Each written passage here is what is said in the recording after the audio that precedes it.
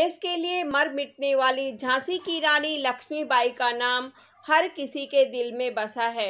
कोई अगर भुलाना भी चाहे तब भी भारत माँ की इस बेटी को नहीं भूला जा सकता। लेकिन रानी लक्ष्मीबाई के ही साथ देश की एक और बेटी थी जिसके सर पर न रानी का ताज था न ही सत्ता। फिर भी अपनी मिट्टी के लिए वह जी जान से लड़ी और इतिहास पर अपनी अमिट छाप छोड़ गई। वह वीरांगना जिसने न केवल 1857 की क्रांति में भाग लिया बल्कि अपने देशवासियों और अपनी रानी की रक्षा के लिए अपने प्राणों की भी परवाह नहीं की। हम बात कर रहे हैं झांसी की रानी लक्ष्मीबाई की परछाई बन अंग्रेजों से लोहा लेने वाली झलकारी बाई की। झलकारी बाई का जन्म 22 नवंबर 1830 को उत्तर प्रदेश के झांसी के पास के भोजला गांव में एक कोली परिवार में हुआ था। झलकारी बाई के पिता का नाम सदोवर सिंह और माता का नाम जमुना देवी था। जब झलकारी बाई बहुत छोटी थी तब उनकी मां की मृत्यु हो गई। उनके पिता ने उन्हें एक पुत्र की तरह पाला। उन्हें घुड़सवारी, तीर चलाना, तलवारबाजी करने जैसे सभी युद्ध कौशल सिखाए। झलकारी ने कोई औपचारिक शिक्षा नहीं ली थी पर फिर भी वे किसी भी कुशल और अनुभवी योद्धा से कम नहीं थी। बताया जाता है कि रानी लक्ष्मीबाई की ही तरह उनकी बहादुरी के चर्चे भी बचपन से ही होने लगे थे। मेघवंशी समाज में जन्मी झलकारी घर के काम के अलावा पशुओं की देखरेख और जंगल से लकड़ी इकट्ठा करने का काम भी करती थी। एक बार जंगल में झलकारी की मुठभेड़ एक बाघ से हो गई थी और उन्होंने अपनी कुल्हाड़ी से उसे मार गिराया। एक अन्य अवसर पर जब डकैतों के गिरोह ने गांव में एक व्यवसायी पर हमला किया तब झलकारी ने अपनी बहादुरी से उन्हें पीछे हटने को मजबूर कर दिया था। झलकारी जितनी बहादुर थी उतने ही बहादुर सैनिक से उनका विवाह हुआ। यह वीर सैनिक था पूरन जो झांसी की सेना में अपनी बहादुरी के लिए प्रसिद्ध था। विवाह के बाद जब झलकारी झांसी आई तो एक बार गौरी पूजा के अवसर पर गांव की अन्य महिलाओं के साथ वह भी महारानी को सम्मान देने झांसी के किले में गई। वहां जब रानी लक्ष्मीबाई ने उन्हें देखा तो वह दंग रह गई।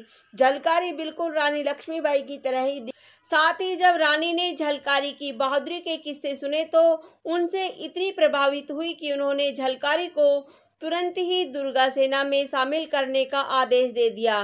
झलकारी ने यहां अन्य महिलाओं के साथ बंदूक चलाना, तोप चलाना और तलवारबाजी का प्रशिक्षण लिया। पहले से ही इन कलाओं में कौशल झलकारी इतनी पारंगत हो गई कि जल्द ही उन्हें दुर्गा सेना का सेनापति बना दिया गया। केवल सेना में ही नहीं बल्कि बहुत बार झलकारी ने व्यक्तिगत तौर पर भी रानी लक्ष्मीबाई का साथ दिया। कई बार उन्होंने रानी की अनुपस्थिति में अंग्रेजों को चकमा दिया। हमशक्ल होने के कारण कोई भी पहचान नहीं पाता था कि कौन रानी लक्ष्मीबाई है और कौन झलकारी बाई। 1857 के विद्रोह के समय जनरल ह्यूरोज ने अपनी विशाल सेना के साथ 23 मार्च 1858 को झांसी पर आक्रमण किया। रानी ने वीरतापूर्वक अपने सैन्य दल से उस विशाल सेना का सामना किया। रानी कालपी में पेशवा द्वारा सहायता की प्रतीक्षा कर रही थी लेकिन उन्हें कोई सहायता नहीं मिल सकी क्योंकि तात्या टोपे जनरल ह्यूरोज से पराजित हो चुके थे। जल्द ही अंग्रेजी फौज झांसी में घुस गई और रानी अपने लोगों को बचाने के लिए जी जान से लड़ने लगी। ऐसे में झलकारी बाई ने रानी लक्ष्मीबाई के प्राण बचाने के लिए खुद को रानी बताते हुए लड़ने का निर्णय लिया।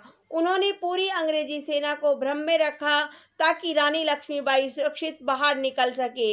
एक बुंदेलखंडी कथा के अनुसार रानी लक्ष्मीबाई का वेश धर झलकारी बाई किले से बाहर निकल ब्रिटिश जनरल ह्यूरोज के शिविर में उससे मिलने पहुंची। ब्रिटिश शिविर में पहुंचने पर उसने चिल्लाकर कहा कि वो जनरल रोज से मिलना चाहती है।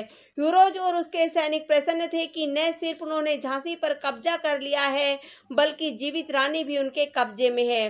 पर यह झलकारी की रणनीति थी ताकि वे अंग्रेजों को उलझाए रखे और रानी लक्ष्मीबाई को ताकत जुटाने के लिए और समय मिल जाए। जनरल ह्यूरोज जो उन्हें रानी ही समझ रहा था ने झलकारी बाई से पूछा कि उसके साथ क्या किया जाना चाहिए तो उसने दृढ़ता के साथ कहा, चाहे मुझे फांसी दे दो। झलकारी के इसी साहस और नेतृत्व क्षमता से प्रभावित होकर जनरल ह्यूरोज ने कहा था, यदि भारत की 1% महिलाएं भी उनके जैसी हो जाए तो ब्रिटिश सरकार को जल्द ही भारत छोड़ना होगा। कुछ लोगों का कहना है कि युद्ध के बाद उन्हें छोड़ दिया गया था और फिर उनकी मृत्यु 1890 में हुई। इसके विपरीत कुछ इतिहासकार मानते हैं कि झलकारी बाई को युद्ध के दौरान 4 अप्रैल 1858 को वीरगति प्राप्त हुई। उनकी मृत्यु के बाद अंग्रेजों को पता चला कि जिस वीरांगना ने उन्हें कई दिनों तक युद्ध में घेर कर रखा था, वह रानी लक्ष्मीबाई नहीं बल्कि उनकी हमशक्ल झलकारी बाई थी। इसे विडंबना ही कह लीजिए कि देश के लिए अपने प्राणों की भेंट चढ़ा देने वाली भारत की इस बेटी बाई को इतिहास में बहुत अधिक स्थान नहीं मिला, पर उनके सम्मान में भारत सरकार ने उनके नाम का पोस्ट और टेलीग्राम स्टैंप जारी किया। साथ ही भारतीय पुरातात्विक सर्वे ने अपने पंचमहल के म्यूजियम में झांसी के किले में झलकारी बाई का उल्लेख भी किया है। झलकारी बाई का उल्लेख कई क्षेत्रीय लेखकों द्वारा अपनी रचनाओं में किया गया है।